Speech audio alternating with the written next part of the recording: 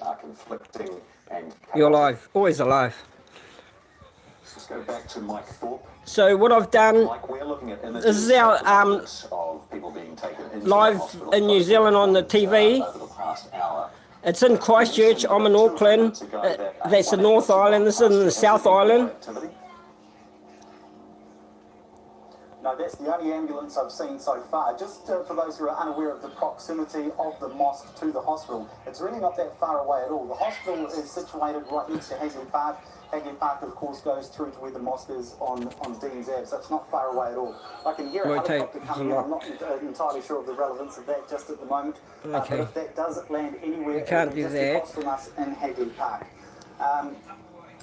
During lunchtime, Simon, I was out in the city having lunch, as many people were, and that's when things started to kick off. Sirens from all over the city screamed out for the next 20 minutes, and pandemonium really kicked in. We saw the armed offenders squad leaving the police precinct, as well as a number of cars, and it looked, honestly, like a drill. Once I got back to the office, I realised that it was anything but. You said that the hospital is not far from the mosque. Can you estimate the distance? I would put it around about 1 kilometre. The way that the ambulance would have to travel to get here, probably around about 5 minutes drive, if that, maybe a couple of minutes drive. There are still sirens screaming out now, but so far no more ambulance.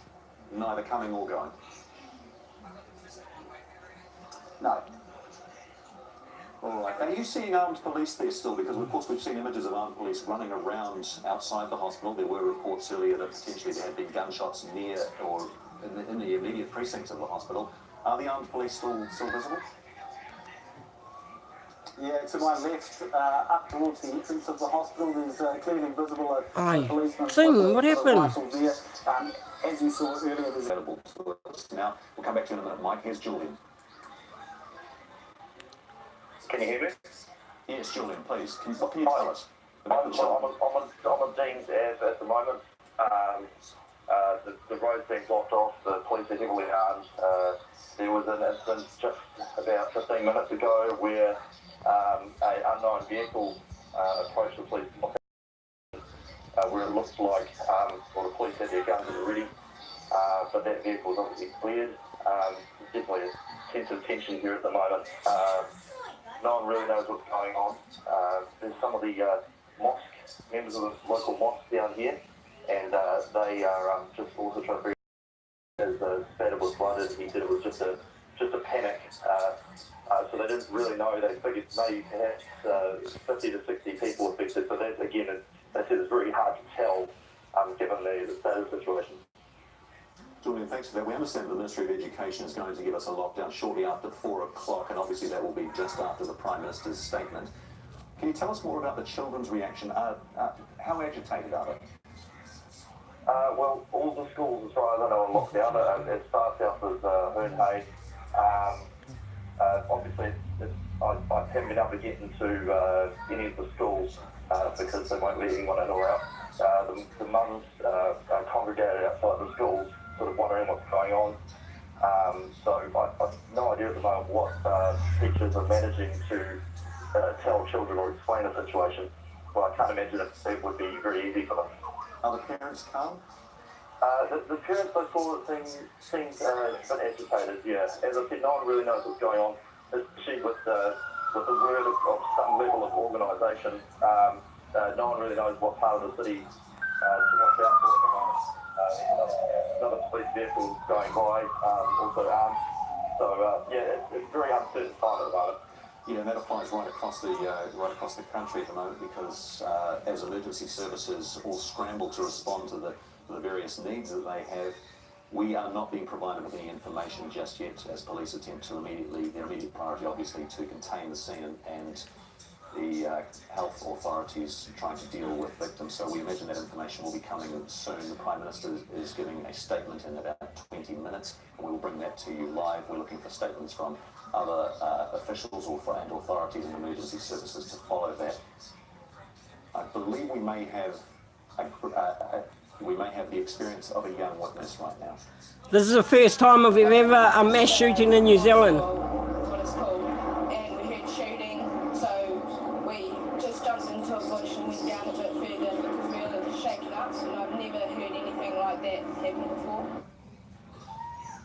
was a young witness near the scene. Mike Thorpe is at Christchurch Hospital, checking out what's going on. Mike, are you able to offer us any more information? Excuse me, Simon, I'm actually just watching police officers sweep into action there, and another car making its way down past Hagley Park. There is a real air of tension here, and you can see that with the way these police officers have responded to what looked like just a van starting to approach the hospital. But it may well have also been because the police car just down the road was veering off to tend to another incident. There were 500 people in the mosque. There is that definite air of tension, especially around here at the hospital and surrounding Hagley Park. Well, just a few minutes ago, less than 2 hours after the incident, although people were saying the sirens were abating and the scene looked to be coming under control, of course, we've seen armed police officers going from car to car, attempting to establish whether everything is safe. So clearly there's a great deal of uncertainty. Hopefully the Prime Minister will help to give us more insight into that in just over a quarter of an hour. A report is coming in on Stuff that 9 people have been killed. I stress once again that the reports and the information that we have are not validated and verified at this point.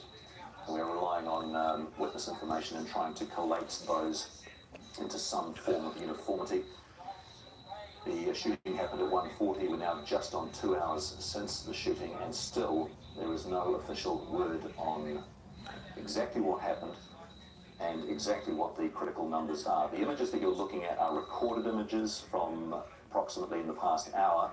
The situation at Christchurch Hospital, I think, Mike, if you're still with us, you can confirm that it is relatively stable, because at the moment we're still looking at pictures of a lot of activity with ambulances and police officers running around. As I say, recorded images. We'll put a live key over the top of things and we have live pictures for you. Mike, so it's still settled down there, but again the air of uncertainty still pretty is quiet prevalent. here in terms of activity, and the ambulances that were rushing in earlier are nowhere to be seen now, but still that tension. Just to reiterate, we Why can't I see any live information from the feed? CDHB about the numbers of injured or in fact deceased, if that is the case. We don't know anything about the status of their injuries yet either. We are waiting to hear from the CDHB what those numbers are and what those statuses are, and once we know that, we will bring that to you. All right, Mike, we'll let you get a chance to try and gather some more information if you get the opportunity, and just leave you for a moment. These images you are seeing are recorded pictures of some of the victims arriving at Christchurch Hospital. Christchurch Hospital, as Mike has just said, is still tense. There's an air of uncertainty, despite the fact that the activity from ambulances has somewhat slowed down. Various reports say 9 people have been killed. We can't confirm that number, and any number of others have been injured and wounded. Mike estimates that the distance from Christchurch Hospital to the mosque is around 1 kilometre, and thus the activity very, very busy and very, very quick. We have more from a witness at the mosque now. And it was from the main entrance of the building. And then everybody just down to the back doors just to save themselves. And first we hide behind the cars and, under the cars, and then when we see the firing still on, we try to, jump the fence. And then we hide next house to the mosque on this side. Firing was on and on, and one person we saw with us bullet in her arm, and when fighting stopped, I just had a look from over friends. There was one guy changing the gun and taking the other one, because he parked on this side, driveway next to the mosque house, and he just took the gun, and then fighting started again. That was a witness at the scene of the shooting in central Christchurch. Just to let you know that for viewers waiting for Te Karere to come on air, Te Karere won't be on air this afternoon. We're going to continue with rolling coverage until we can establish what has happened completely. Around 1:40 this afternoon, a gunman entered the Masjid Al-Nur Mosque in central Christchurch and opened fire. Reports of 9 people dead and an unknown number of people at this point injured. Those are pictures you can see from Christchurch Hospital where Mike Thorpe I heard they've got a gunman, a blonde-headed gunman, The bullets kept running for 10 minutes. How many dead? 9 so far confirmed. A number of policemen and detectives. You can see them in their clothes and vests. They're in a van. This is of the divide and conquer. It is going to bring mass hysteria. I've been told, like how I said, of people from the future, the Great War is here on Earth. There is a spiritual warfare. Look at it like a Star Wars. It's happening right here on Earth. This is the number one ground. This is the ground what they want. Out of all the ground. Just look at it like that. You are living in existence on this world, on this plane, on this planet, in this dimension right now, because you're listening to this. And this war is, we're in the end days. The last day is not far. There's many events, as you guys have seen, all around the world, all around the world. It's all written in stone. I've told you about that. That's what I've said on the other channel. You are a spiritual, immortal being. Know this. The only ones who are going to die are the ones who believe they are dead. Okay?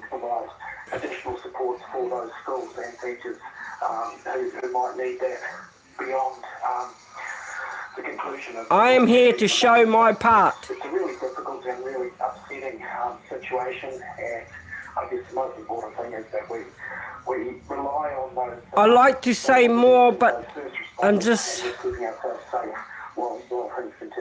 It's just, I've been having a very intense moments in my life at the moment. The last couple of weeks. And it's just, you just knew. Okay, I love you all. I'll bring more about this later. It's just, there's so much on. Just waiting and trusting that once lockdown is lifted, you will be able to safely uplift your children and then access that additional support. That's probably the best thing a parent can be doing. When do you guys receive information directly, Jack, and are you anticipating any more? So the updates, I think, will support process of who needs more information. The AI or the AI virus? Confirmation from the Ministry of Education that the issue has got to a point where the lockdown can be lifted, and I'll be in a position to say more, but we're not at that point yet. All right, Jack, thank you very much for that. Is there anything else you'd like to add? Just that we really hope that the community there gets through this and that those supports can be provided, and then there's the whole process to heal. Right, thank you very much for that, Jack. PTA President Jack Boyle on the line there. And once again, reiterating that if there is any concern, if you have any information, 111 is the first port of call. And look on the Ministry of Education website. Of course, all schools in Christchurch remain in lockdown, as you can see at the bottom of your page there with these live pictures. Armed police all over the streets of Christchurch as park in central Christchurch is contained. Police still not releasing information. We've seen in the last half hour police officers with guns going car to car at the intersections, attempting to establish whether there is any other danger. Obviously, their first concern is to maintain control or gain control of the area, and then to go to secondary concerns that may exist, which brings a good time now to bring in terrorism and security analyst Paul Buchanan on the phone. Paul, can you hear me? Yeah, you're a little faint, Simon, but I can hear you. Thank you for joining us. What's your analysis of the situation thus far? Well, from what I can see, I've just received copies of this individual's manifesto. And it's a classic instance of white supremacists deciding to take direct action. In the manifesto, he says that he's avenging the deaths of Europeans to Islamic people, the invasion by colored people of European lands, and so on and so forth. So we have all the makings of a homegrown terrorist who happens to be right. And that should give us pause, because the bulk of our intelligence gathering and security concerns have focused on the very community that was attacked today.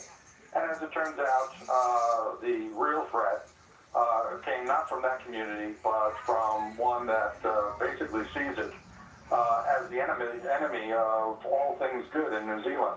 And it's a watershed moment for us, Simon. This is how I got told about how the trick's going to come to people. Terrorism, we seem to be now replicating some of the confrontational politics that we see in the United States and Europe. Let's remember that James Shaw was attacked yesterday over his political views, or those of the Green Party. So things have changed for the worse in the last 48 hours, and I think we need to do some soul searching if we're ever going to remedy this situation. And it is, of course, the bigger picture. Immediately from your experience, though, with regard to what's happened in the last couple of hours, do you believe that we're dealing with a lone gunman scenario, or is there likely to be a group involved? I think there will be others involved. They may be more followers than leaders. This individual, again, I haven't gone through all his documents, but he's been preparing this for a while. Let's just, tactically speaking, the fact that he chose Friday prayers knows that he knew that there would be a lot of people in the mosque, if indeed it's just one mosque. Had he done this on a Tuesday or a Wednesday, there wouldn't have been hardly anybody in the mosque. So he studied the target. He brought weapons commensurate with his objectives. And in order to do that, he would have to operate in complete secrecy, or with at least the tacit evidence of others.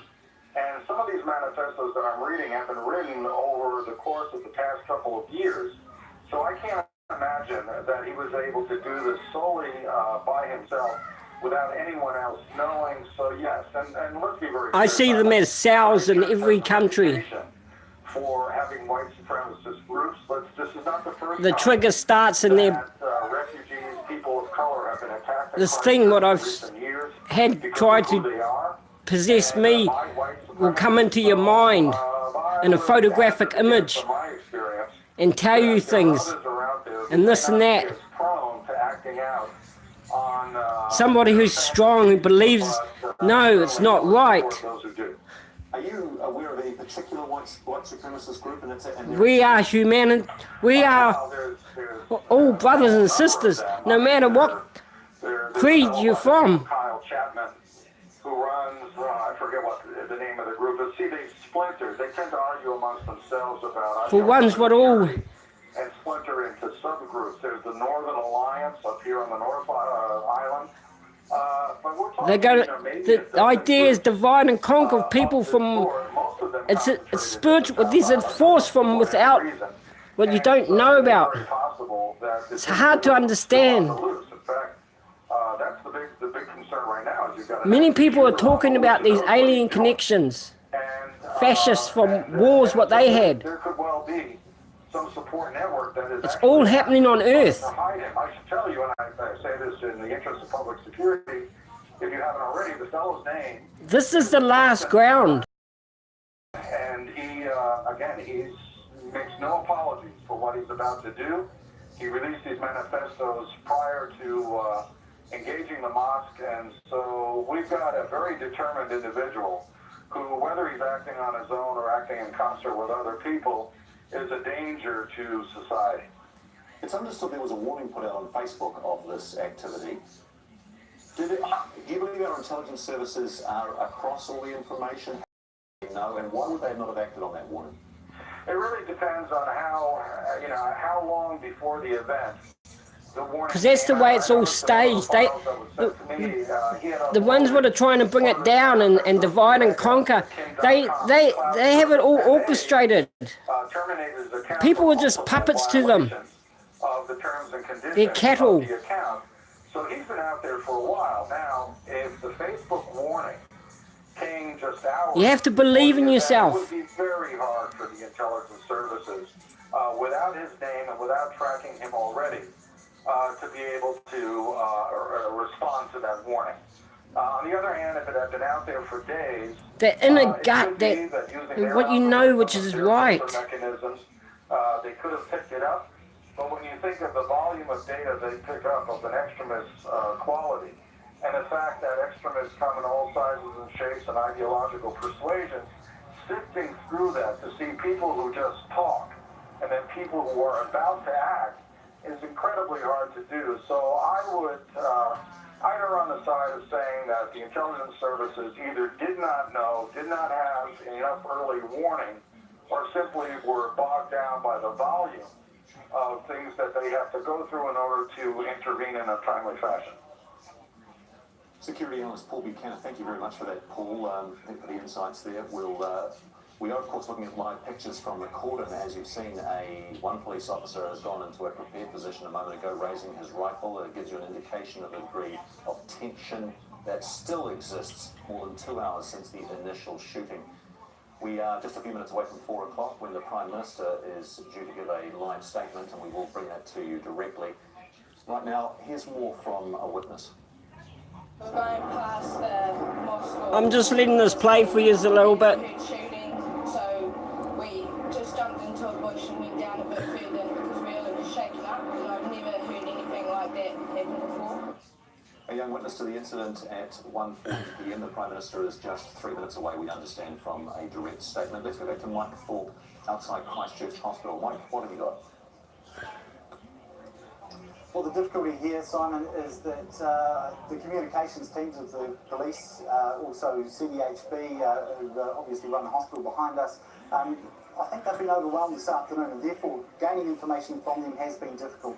What we can't tell you is how many people have arrived at hospital. We don't know the status of those who have Yeah, Adam's arrived coming soon. or otherwise. I'm just putting a video, please. Oh, let's go! Daniel, it's running right now. About 20 minutes, 30 minutes ago. My son's got a market there was a lot on of tonight. activity there. It seems to have slowed But we're down. waiting Haven't for the- seen anything more his people, nieces, cousins to come. Ambulances coming or going. There's 8,000 people at the school market One ambulance tonight. leave quite slowly, Yes, Emma and Twaisha are coming. There's still a heavy police presence here at each entrance and also at the corner just across. But Daniel, it's not even time. higher levels.